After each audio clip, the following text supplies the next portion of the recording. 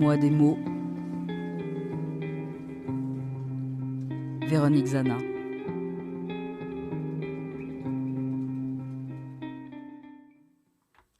Planche.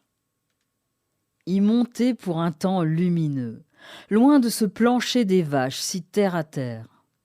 Et c'est l'envolée de mots, de gestes, le temps d'une histoire mise en scène. Les aventures des comédiens, les trois unités de temps, de lieu et d'action. C'est aussi un long chemin de promenade, sur un parcours sablonneux, Deauville au charme désuet, prisé des vacanciers. La chaleur pousse à l'eau, et y faire la planche délasse et rafraîchit sans effort, façon étoile de mer. Bientôt, le studieux reprendra et planchera assidûment sur ce savoir à engranger, quand il ne sera pas confronté à interpréter telle planche illustrée, permettant à ses pairs avides d'en comprendre un peu plus. Elle est souvent le support d'une découpe, d'aliments, de pain, ou, plus statique, se fait étagère à épices, à livres ou bibelot.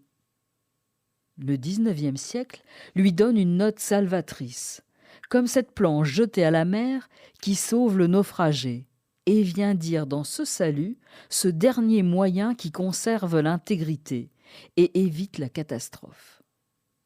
Les pirates ont attribué un autre usage, celui du supplice de la planche.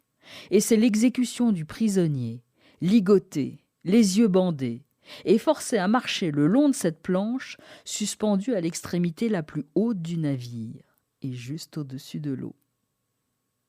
Et pour une note plus sportive, c'est la technique qui gaine le corps, au moyen d'une posture immobile, identique à celle d'une pompe, pour des abdos façon tablette de chocolat. J'y pense. Et puis j'oublie.